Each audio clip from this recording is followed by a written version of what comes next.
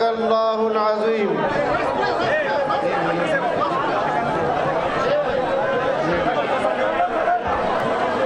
زعمائے ملت، اکابرین قوم، علماء کرام او دغه پښتنې خاورې غیرتمند پښتن او مسلمان ورونو، زه د تاسو د دغه ایمانی جذبې ته سلام پیش کوم. زه د تاسو د دغه غیرتمند جذبې ته سلام پیش کوم.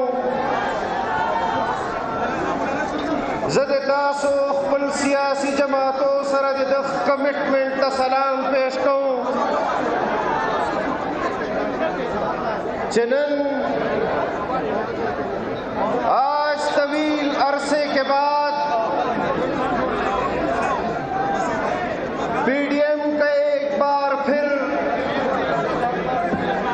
عوامی قوت کے لیے ملکنڈ ڈویژن کا انتخاب اور آپ پر اعتماد، الحمدللہ یہ اعتماد آپ کے اکابرین کا سچ ثابت ہوا اور آپ کو یہ یقین دلاتا ہوں کہ پی ڈی ایم کے سائے تلے اس ریاست پاکستان کے لیے، اسلام کے لیے، آئین کی جدوجہد کے لیے، قانون کی عملداری کے لیے جو سفر پی ڈی ایم کی قیادت نے شروع کیا تھا، یہ آپ سے وعدہ رہا کہ ہم اپنے اس مشن کو پایا تکمیل تک پہنچائیں گے اور جو قوتیں پاکستان کے اندر اپنے آپ کو متبادل اور قابل قبول پیش کرنے کے لیے، اسٹیبلشمنٹ کے لیے اپنے آپ کو قابل قبول بنانے کی کوشش کر رہے ہیں،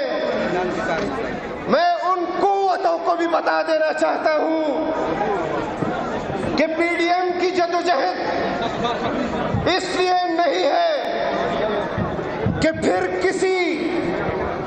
سلیکٹر کو کوئی سلیکٹ کرے، بلکہ آنے والی حکومت عوام کی تائید سے ہوگی. ہم عوام کے ووٹ سے آنے والی پارٹی کو حکومت دیں گے اور کسی ایسی پارٹی کی حکومت نہ ہمیں صوبے میں قابل قبول ہے اور نہ مرکز میں قابل قبول ہے جو اسٹیبلشمنٹ کی بیساکھیوں پر قائم ہو. آپ سے وعدہ ہے کہ آئین پاکستان میں اسلامی دفاع، اس کا تحفظ، اس پی ڈی ایم کا آپ سے وعدہ ہے کہ ہم اس پلیٹ فارم سے اسلامی دفاع کا تحفظ کریں گے، آئین کا تحفظ کریں گے. میرے دوستو، ہم آج جس جذبے اور ولولے کے ساتھ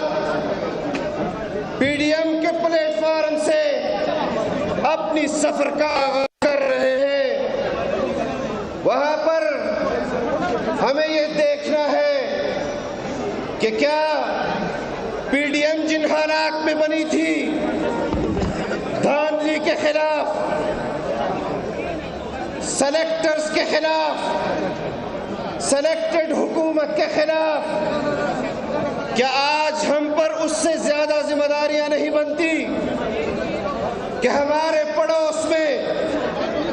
افغانستان کے اندر جو حالات ہیں، ہمارے پڑوس میں ہندوستان کشمیر کے اندر جو مظالم ڈھا رہا ہے، ہمارے پڑوس میں ہماری اس موجودہ حکومت نے چین کے اعتماد کو ٹھیس پہنچایا. ہمارے پڑوس میں ہماری اس حکومت نے ایران کے ساتھ تعلقات پر جس سنگدلی اور بے رخی کا اظہار کیا ہے، آج موجودہ حکومت کی وجہ سے ہم صرف اپنے خطے میں تنہا نہیں ہوئے بلکہ بین الاقوامی سطح پر آج پاکستان تنہا کھڑا ہے. ہماری اسٹیبلشمنٹ اس تنہائی کا تدارک کر چکی ہے. آج ہماری اسٹیبلشمنٹ کو ادراک ہو چکا ہے کہ پاکستان کے اندر مسلط کی گئی غلطی ہم برداشت کر رہے ہیں، لیکن ہم آج اس پلیٹ فارم سے اپنی اسٹیبلشمنٹ کو بھی پیغام دینا چاہتے ہیں کہ آپ کی غلطی افغانستان میں ایک اسلامی ریاست کے خلاف امریکہ کا نیٹو افواج کا ساتھ دینا، یہ اس وقت بھی غلط تھا، یہ آج بھی غلط ہے. اور اگر آج افغانستان میں آپ اپنے اسلامی بھائیوں کے خلاف کسی کے کارندے بن کر اپنی خارجہ پالیسی طے کریں گے تو جمعیت علماء کا یہ ورکر، جمعیت علماء کی یہ سیاسی قیادت سد سکندری بن کر آپ کے سینہ بسینہ کھڑی ہوگی. پہلے آپ ہم سے مقابلہ کریں گے، پھر آپ افغانستان اور کشمیر کی طرف دیکھیں گے. میرے دوستو، میں اپنی بات ختم کر کے آپ سے یہ عہد لینا چاہتا ہوں، میں آپ سے یہ عہد لینا چاہتا ہوں کہ جس طرح آپ ووٹ کی حرمت کے لیے میدان عمل میں ہیں، آپ